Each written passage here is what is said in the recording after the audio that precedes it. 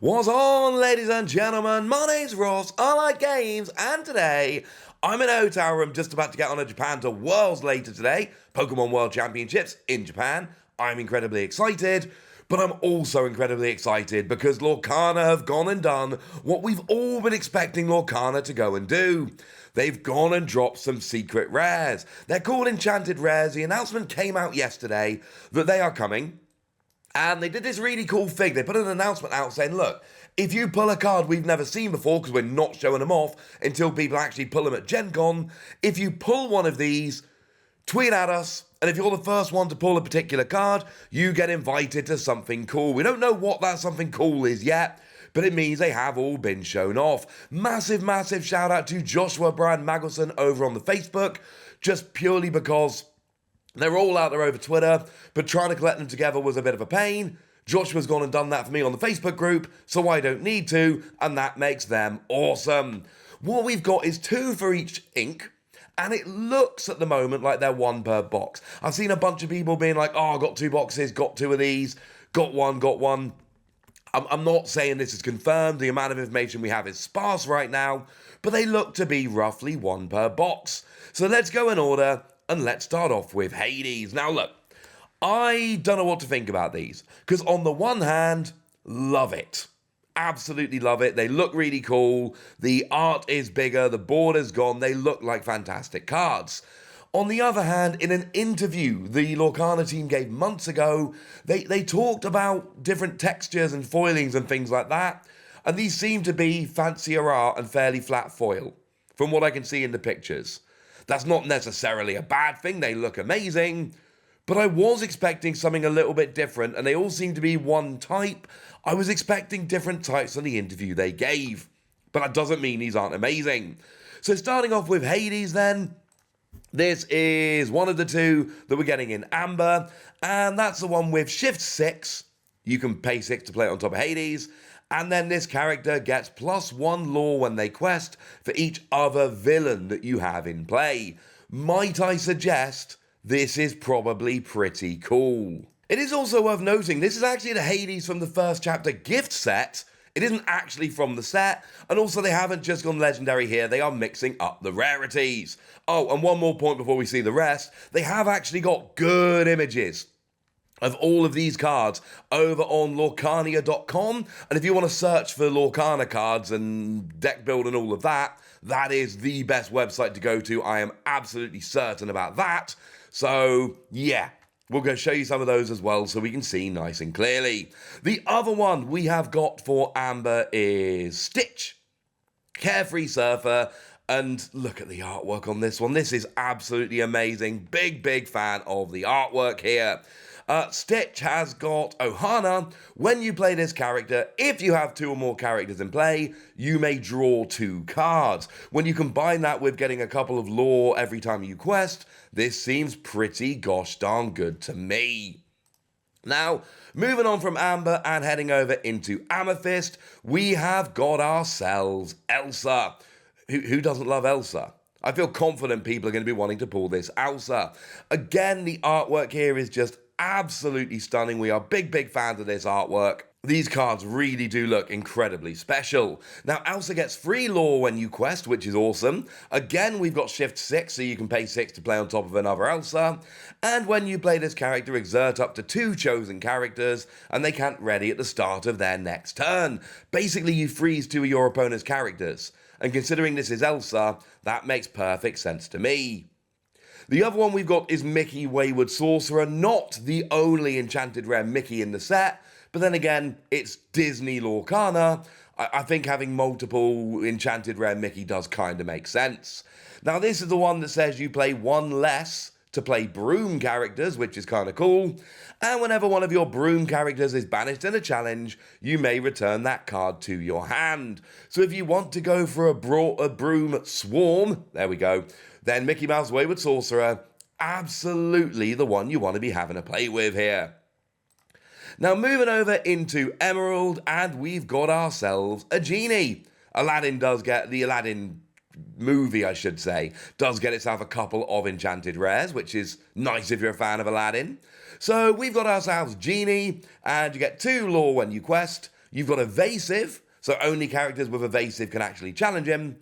And when you play this character, you may return a chosen character to their player's hand.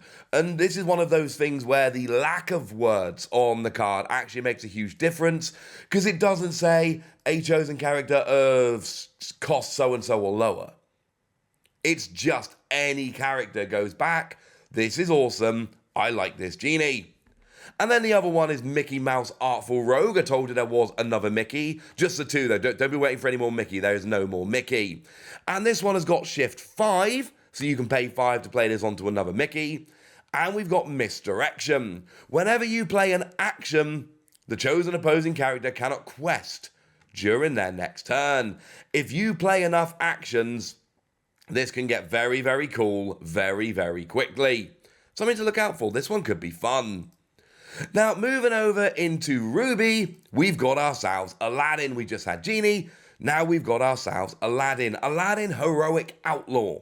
Now, again, we got Shift 5. They love putting the Shift cards into the Emerald Rares, which makes sense. Like, the cards with Shift you can play on top of other cards. So these are basically the biggest, fanciest versions of a particular character. It would make sense that they would want to kind of, give them the Emerald Rare treatment. Enchanted Rare treatment. And Aladdin here, Shift 5, and during your turn, whenever this character banishes another character in a challenge, you gain 2 lore, and each opponent loses 2. I love this. This is an amazing card. You can quest for 2, or you can challenge a character, banish them, get 2 anyway, while your opponent loses 2. Yeah, lore control, there isn't a huge amount of it in the first chapter, although there is some like this. Keyforge had a similar win mechanic, which was go and quest and gain stuff, although they called it reaping. I'll be honest with you, lore control seems like it's going to be a pretty big thing. And the other one we've got here is Maui. I love Maui. Maui is one of my favorite, maybe my favorite Disney film at this point. My kids love the songs, and Maui the character is just cool. Now, interestingly enough, most of the characters that are Enchanted Rares actually have more than 1 lore when they quest. 9 out of 12. This one has none. But that's kind of the point, because you've got Rush, you can challenge a turn you play, and you've got Reckless, you cannot quest and must challenge each turn if able. Maui comes out and smashes other characters, that's what Maui does, and I love it, and I love the artwork on this new one. This makes me very, very happy indeed. Now, moving over into Sapphire, we've got ourselves Aurora.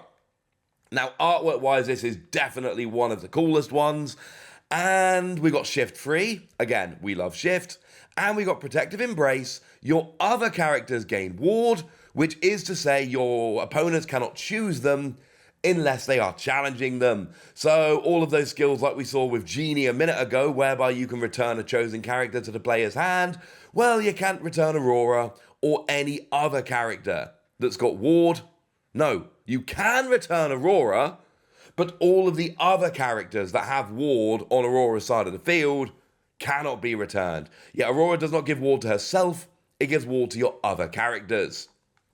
And then, as far as I'm concerned, the best card in the first chapter, Belle. She's getting an Enchanted Rare, which I really want to pull one open my box because I don't want to have to buy this one separately. I think this one's going to be ridiculously expensive. And if they are 1 per box, as they look like they might be, they're all going to jump in price, especially while stock isn't that plentiful. And I called this the best in Legendary when I did a video the other day. I've been calling this the best card in the set, and I have seen a lot of people also saying that, so I think that might be right. What we've got with Belle is read a book. During your turn, you may put an additional card from your hand into your inkwell face down. Extra card in your inkwell every turn. Very, very good thing. But you've also got my favourite part. While you have 10 or more cards in your inkwell, this character gains +4 lore when they quest. So first, you get an extra card in your inkwell every turn. That's huge. Secondly, all you need to do is get 10 cards in your inkwell, and all of a sudden, you're getting 5 lore when you quest. That is ridiculous, ladies and gentlemen. Absolutely ridiculous. And then we can finish off with Steel. We've got Simba. Simba's cool. Everybody loves Simba. And this artwork is pretty evocative. I'm a fan. It's got Challenger +4. When challenging, you gain 4 strength, which is pretty cool. And then you've got Pounce. During your turn, this character gains Evasive. They can challenge characters with Evasive. Crucially, it only has Evasive on your turn, so you can challenge characters with Evasive, but you don't have Evasive on your opponent's turn, so anybody can challenge you. And then the final one is another one of my favourite cards from the set. It's Tinkerbell Giant Fairy. Shift 4. Seriously, the Enchanted Rares loved Shift. And Rock the Boat, when you play this character, deal 1 damage to each opposing character. Great against those little support characters.